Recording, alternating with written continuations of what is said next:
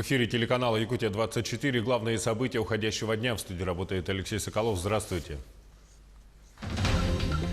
В Нерюнгри проводится проверка по факту загрязнения реки Чульман. Паромная переправа в Якутске открыта. Закулисье перевозок в нашем репортаже. Выручка ЖДЯ превысила 5,5 миллиардов рублей. В компании состоялось годовое собрание акционеров. Планированная лайка родила. Уникальное явление произошло в Якутске.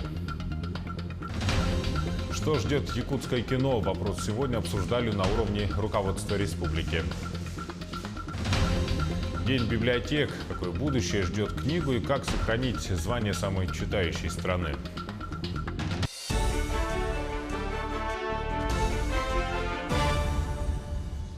В эти минуты эвакуированы сотрудники и пассажиры аэропорта Якутск, куда поступил анонимный звонок о том, что в здании аэровокзала заложено взрывное устройство. В пресс-службе аэропорта сообщили, что все пассажиры и персонал эвакуированы, всего около 100 человек. Спецподразделениями Росгвардии и кинологами МВД, а также аэропорта проводится обследование здания. Заблокированы подъездные дороги к аэропорту и ограничен доступ к зданию, отметили в пресс-службе. Задержаны на вылет два рейса: 427 в Жиганский, 425 в Алекминск. Рейсы из Сунтара и Мирного прибыли. Пассажиры этих рейсов и их багаж были доставлены в эвакопункт. В пресс-службе ФСБ по региону телеканалу сообщили, что звонок произведен при помощи записывающего устройства. Ведутся следственные действия. В Нерюнгринском районе в ГОК-Денисовске Министерством экологии Якутии проводится административное расследование. Ранее в социальных сетях появилось видео, в котором активисты жалуются на технологические воды из угольной шахты Денисовская. По их словам, вода с примесью угля поступает в Чульман из реки Дежневка. Напомним, что ранее министр экологии Сахамин Афанасьев в ходе совещания по соблюдению требований в области охраны окружающей среды предприятиями Якутуголь заявил о том, что в Нерюнгринском районе участились случаи загрязнения рек в результате деятельности угледобывающих предприятий. В Якутске произошел еще один несчастный случай падения человека. Инцидент произошел на проспекте Ленина, 52. Информацию подтвердили в администрации здания. По данным источника, в правоохранительных органах пострадали две девушки, одной из которых 16 лет. Официальная информация будет сообщена позднее. На место выехал следователь, сообщила старший помощник руководителя Следственного управления России по республике Надежда Дворецкая. В Якутии в отношении молодого человека, который напал на директора школы, возбуждено уголовное дело. Инцидент произошел в Усть-Алданском районе 25 мая. В ходе конфликта один из его участников достал нож и ударил им потерпевшего. Директор школы в настоящее время находится в районной больнице. Его состояние оценивается как стабильное. Проводятся следственные мероприятия с подозреваемым. Во время следственных мероприятий подозреваемый дал признательные показания. Выяснилось, что на одной из улиц села Барагонцы между потерпевшим и группой молодых людей произошел конфликт, в ходе которого один из участников ударил потерпевшего ножом 2 раза в область брюшной полости. На месте происшествия обнаружен и изъят нож. Подозреваемый задержан и водворен в изолятор временного содержания. Между Якутском и Нижним Бестяхом открылось паромное сообщение. Переправа пока один из немногих способов пересечь реку Лена. Сезон начался, а судно в день совершает по 10 рейсов. Но как устроена эта работа изнутри? В закулисье паромной переправы погрузилась наш корреспондент Саргалан Захарова. Не начинать навигацию в понедельник – одно из главных правил речников. Иначе быть всему сезону таким же тяжелым, как принято считать этот день недели. Вот и в этом году в первый рейс паромы вышли в субботу. На берегу ажиотаж, километровые очереди. Всем не терпится попасть на противоположный берег. Но уже на следующий день на берегу все спокойно, даже необычно тихо. Наш паром 8 загружается всего наполовину и в путь. Дольше получаса задерживаться нельзя. Расписание плотное, да и с Нижнего Бестяха желающих попасть в столицу немало. Когда все спокойно, наоборот, скучно, интересно. А тут все, надо быстрее, все быстрее успевает, все крутится, никто не стоит, допустим. Быстрее туда вывести, оттуда вывести всех. Капитан судна Дмитрий Лавров управляет паромом уже 3 года. Высоко сижу, далеко гляжу, шутит речник. С капитанского мостика он следит не только за путями, но и обстановкой внизу на аппареле. Обязательно смотрим, да, конечно, как происходит загрузка, что, какие вопросы есть, да. Бегала, да, вот там девочка, сверху приходится напоминать родителям, чтобы не оставляли без присмотра. Потому что в любом случае теплоход, он же железный, как минимум. Речники практически живут на борту. Работа посменная, сутки напролет. Для Сергея это вторая навигация. В прошлом году работал матросом. В этом уже моторист. Паром на лето становится вторым домом, говорит молодой человек. Как бы нет, привыкаем. Все равно, я не знаю. Здесь на пароходе я лучше высыпаюсь, чем дома. Уже как-то привычнее. В работе бывает всякое, и люди встречаются разные. Особенно в межсезонье, когда атмосфера на берегу накаляется. И здесь важно сохранять спокойствие. Да, люди разные бывают. Кто-то не понимает, кто-то не слышит. Ну, бывают такие люди, заезжают. Ну, со всеми находим общий язык. Дисциплина должна быть, и не должно быть никаких конфликтов на рабочем месте.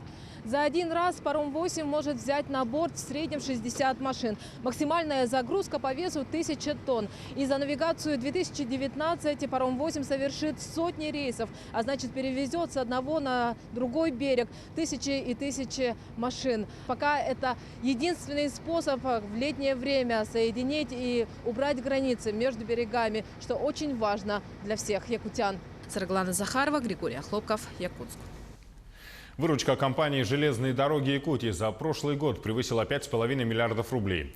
Об этом сегодня заявил руководитель Василий Шимохин на годовом общем собрании акционеров. В 2018 году завершение строительства участка Томот-Нижний Бестяг позволило снизить стоимость услуг локомотивной тяги по доставке вагонов. Осенью этого года планируется запуск регулярного пассажирского сообщения до станции Нижний Бестяг. На собрании утвердили годовой отчет и избрали членов Совета директоров общества. Председателем единогласно избран вице-премьер якутского правительства Алексей Колодезников. Компания успешно работает. Видим, что растет выручка. И видим, что компания прибыльная.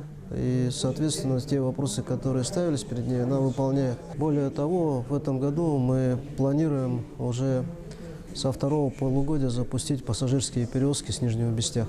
Поэтому видим, что все планы, которые были в 2018 году, железными дорогами Якутии выполнены. Проливные дожди стали причиной того, что многие аварийные деревянные дома в Якутске затопило. Не стал исключением и дом по улице Халтурина, 22. Управляющая компания в очередной раз показала свою компетенцию по содержанию ветхих домов. В ситуации разбиралась Сусанна Рожина.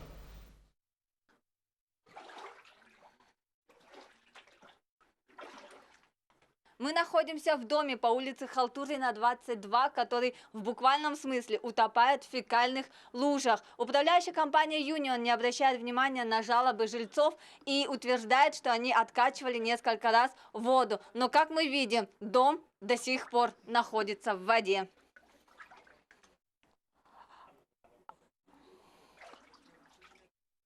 Юнион, здравствуйте. Добрый день, это вас беспокоит телеканал Якутия-24. Мы хотели бы уточнить, по какому поводу вы не производите откачку воды на улице Халтурина, 22?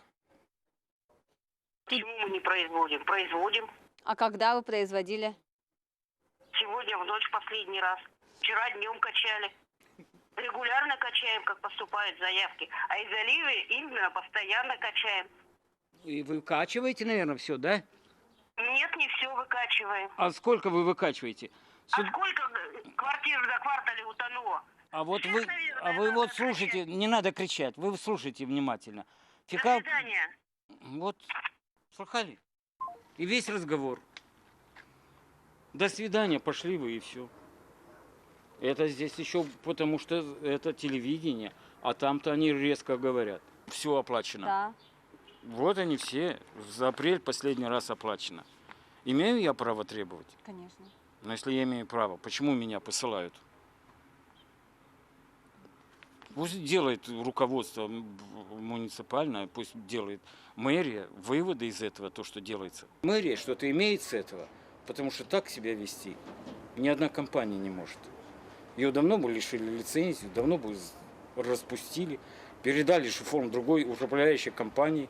Руководство управляющей компании, как всегда, заверяет, что все работы будут сделаны, и при этом откачка воды не входит в минимальный тариф. Мы как бы знаем про этот дом, без внимания его не оставляем. Еще фекалку отправили. Хотя в тарифе откачки вообще нету такого. Уборка мусора будет произведена, скорее всего, во вторник. Завтра или максимум послезавтра. Житель дома Денис Бастриков, чья квартира находится на первом этаже, лишь разводит руками. У него недавно родился долгожданный племянник, но сестра сейчас вынуждена жить в другом месте. Недавно сделанный ремонт пошел под смазку, все полы вздулись и в квартире вода. В таких условиях, естественно, новорожденный ребенок не может находиться.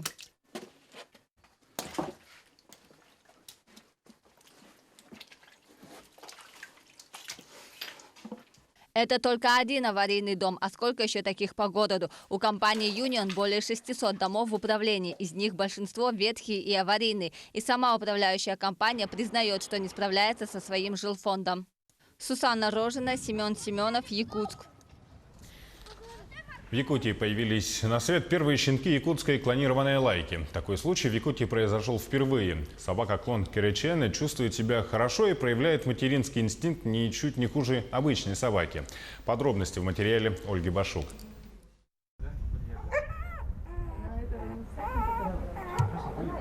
Вчера ночью Керечене ощенилась. 2 девочки и 5 мальчиков. По словам хозяев, собака-клон сама справилась с родами. Щенков они обнаружили уже утром. Они по возрасту соответствуют, даже, можно сказать, слегка крупненькие, слегка крупноватые, как ветеринар скажу. Ну, это говорит о том, что у Керечене очень хороший материнский инстинкт, она защищает своих щенков, облизала все, она все это сделала самостоятельно. Керечене, что с якутского переводится как «красавица», это результат совместного проекта СВФУ, Южнокорейского биотехнического института и клуба «Баянай». Главная цель – возрождение породы якутской охотничьей лайки. 2 года назад для создания клона были взяты генетические материалы, а именно кусочки ушей 6-летней якутской лайки Сюютюк. Как 2 капли воды, они одинаковые, даже характер у них одинаковый. И мы не то что думаем, мы как бы уверены, что как бы все эти материнские инстинкты, все охотничьи качества, все от нее это передалось. Даже характер у нее такой же одинаковый. Повадки даже у них все в один одинаковые. Теперь в семье Дмитрия Иванова 12 лаек, 9 щенков и 3 взрослые собаки. Уже много лет он занимается разведением якутских охотничьих лаек. И сейчас вместе с женой они работают над возрождением породы. Для этого они проводят экспедиции по всей Якутии. Они уже были в Вилюйской и Заречной группе улусов. Там они взяли образцы крови у 234 лаек.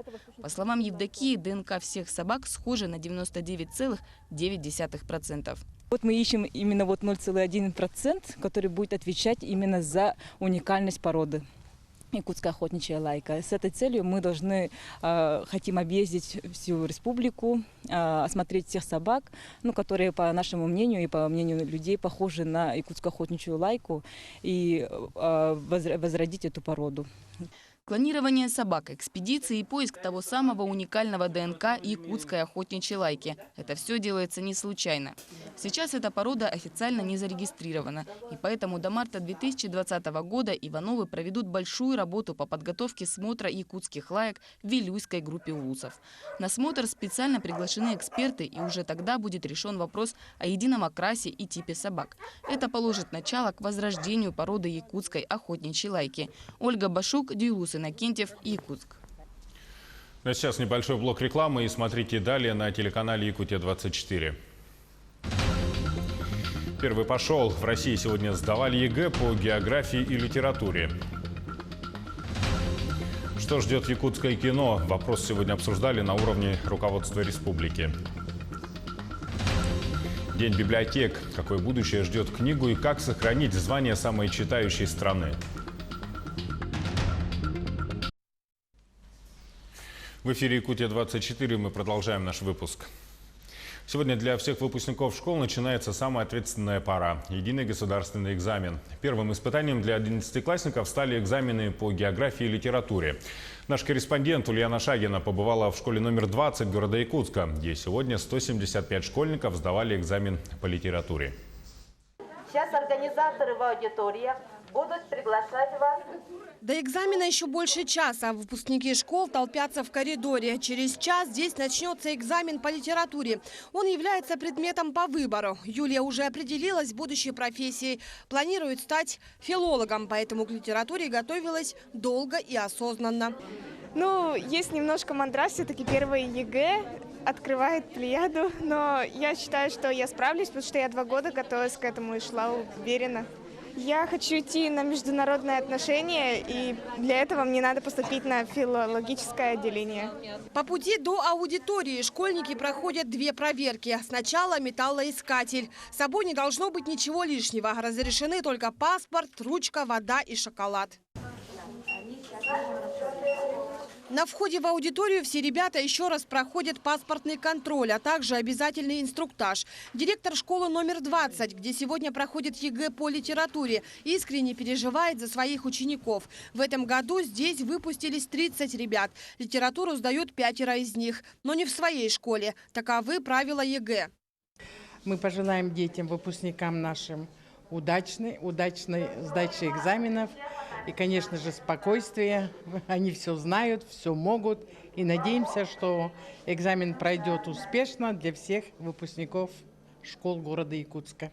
Более 8 тысяч якутян в этом году будут сдавать единый государственный экзамен. Сегодня проходят экзамены по географии и литературе, 29 мая по математике, 31 по химии и истории, далее обществознание, иностранные языки и так далее. Напомню, все эти предметы являются предметами на выбор, кроме математики и русского языка. Математика и русский язык являются предметами обязательными. Мы надеемся, что организационно мы полностью подготовлены, и экзамен пройдет без сбоев. 1 июля будет последний экзамен, резервный день, когда уже будут писать те ученики, которые по тем или иным объективным причинам не смогли в установленный график попасть. В этом году есть и незначительные изменения в правилах сдачи единого госэкзамена. Так, к примеру, экзамен по иностранному языку. Кроме английского, испанского, французского и немецкого языков можно сдать и китайский. Между тем, выпускник может выбрать для сдачи только 1 уровень ЕГЭ по обязательному предмету математики – базовый или профильный. Для выпускников это самые волнительные дни. Пожелаем им всем удачи в этом нелегком деле. Ульяна Шагина, Георгий Григорьев, Якутск. В Якутии к 2020 году планируется создать Центр развития кино и креативных индустрий и Фонд поддержки креативных индустрий и талантов. Об этом говорили на совещании при главе по вопросам развития якутского кино. Центр станет современной площадкой для обучения высококвалифицированных кадров в сфере кино, анимации, компьютерных игр и графики. Это будет полноценный комплекс продакшн и постпродакшн услуг кино. Кинопавильон, серверная комната, студии и записи. Партнерами выступят Британская высшая школа дизайна, Московская школа кино, а также местный Арктический институт искусства и культуры. По замыслу организаторов, центр будет располагаться в Якутске на улице Автодорожная. Педагоги будут наши, естественно, потому что нам здесь свою базу нужно создавать. Но при этом вот эти программы должны быть валидированы по мировым стандартам. Что это означает? То, что учить будем мы, а оценки будут ставить представители ведущих федеральных учебных заведений. Такая модель уже у них работает. Они работают так с зарубежными партнерами. Мы можем таким же образом работать с ними. Предварительные переговоры проведены. Скорее всего, базой будет именно с точки зрения обучения АГИКИ. Сегодня свой профессиональный праздник отмечают библиотекари. Дата празднования выбрана не случайно. 27 мая в 1795 году открылась первая публичная библиотека в Санкт-Петербурге. Сегодня по всей стране открыто более 150 тысяч библиотек, только в Якутии их более 500. Как в столице региона отметили этот праздник, узнавала Анастасия Кобузева. Аплодисменты, цветы и подарки. По всей стране сегодня чествуют проводников в книжном мире. В Национальной библиотеке наградили лучших хранителей знаний республики. Среди них и Матрена Игнатьева, главный библиотекарь Чекырской сельской модельной библиотеки. Почти четверть века она отдала любимой профессии. Я с детства читала книгу, да, и когда меня пригласили работать в библиотеку, я еще подумала, что там все пожилые работают, и хотела отказаться. Потом вникла в себе эту работу и не заметила, что так прошло время, так быстро. Также в День библиотекаря впервые в республике прошла акция «Сила книги». Политики на разных площадках вслух читали детям отрывки из своих любимых произведений. К акции присоединился и глава республики Айсен Николаев. Он выбрал самое известное произведение французского писателя Антуана де Сент-Экзюпери «Маленький принц». Я показал мое творение взрослым и спросил, не страшно ли им. Разве шляпа страшная, возразили мне. А это была совсем не шляпа. Это был удав, который проглотил слона. Сразу после прочтения повести школьники завалили вопросами Айсена Николаева. Их интересовало буквально все, что сейчас читает, смотрит ли «Игру престолов», высыпается ли и, конечно же, какое самое любимое произведение у главы республики. Это «Мастер и Маргарита» Булгакова. Вот. Мне советовали ее сегодня вам прочитать, но я сказал все-таки, что «Мастера и Маргарита» надо читать в студенчестве. Она более тогда становится понятной. Мне было очень приятно встретиться с таким человеком. Поначалу было немного волнительно, но оказалось, что Айсен Сергеевич очень прекрасный человек, с ним очень легко разговаривать. Он такой начитанный, умный. Мне очень понравилась его речь. У него вообще нет повторений. И о нем складывается впечатление очень умного человека. Я сегодня с удовольствием пообщался с восьмиклассниками, вызвал очень живой отклик у ребят, обсуждали, поэтому мне замечательно, мне очень все понравилось. А вот на данный момент что читаете? Я сейчас что читаю? Я сейчас читаю, ну вот ребята об этом тоже спросили, я перечитываю «Одиссею» Гомера. Организаторы акции «Национальная библиотека Якутии» надеются, что это мероприятие станет ежегодным. Более того, акция «Сила книги» пройдет по всей России. Сегодня Якутия передала эстафетную палочку Сахалинской области. А это значит, что лучшие произведения мировых классиков прозвучат по всей стране. Анастасия Кобызева, Георгий Григорьев, Григорий Николаев, Якутск. По-особенному отметили свой профессиональный праздник библиотекари города Мирный. Они приняли участие во всероссийской акции «Бегущая книга». Почему сотрудники библиотек покинули здание со стеллажами, знает наш собственный корреспондент в алмазной столице Марфирина Алексеева.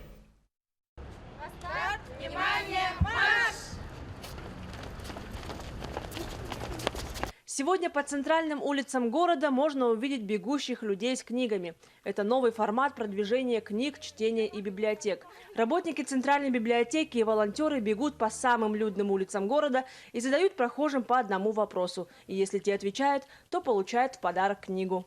Учреждение для хранения старых и старинных документов и документальных материалов. Как называется? Правильно. Мы дарим вам книгу. Спасибо большое. Для распространения выбрали книгу, написанную всем коллективом библиотеки. Она представляет из себя исторический справочник всех улиц города Мирного. Таким интересным образом в забеге подарили более 50 книг. Люди отвечали с удовольствием, никто от нас не бежал. Все с удовольствием поздравляли нас с праздником, отвечали правильно на вопросы. В целом мы довольны, они довольны. Вопросы были не такими сложными, чтобы каждый человек мог ответить на вопросы, чтобы каждый мог получить книгу. Впервые акция прошла в прошлом году при поддержке госкорпорации «Росатом». В ней участвовали города, в которых присутствуют атомные предприятия. В этом же году в акции участвует почти вся Россия. По итогам мероприятия будет смонтирован видеоролик о проведении забега во всех уголках России. Марфирина Алексеева, Артем Алексеев, Мирный. В Риге завершился чемпионат Европы по масс-рестлингу в абсолютной категории. Этот турнир в подобном формате, куда отбирались только спортсмены самых серьезных весовых категорий, в Старом Свете проходил впервые и собрал участников из 11 стран. Причем организаторы уверены, что интерес к этому состязанию только будет увеличиваться. Какие страсти кипели на помосте, узнаем из репортажа Максима Кардозо.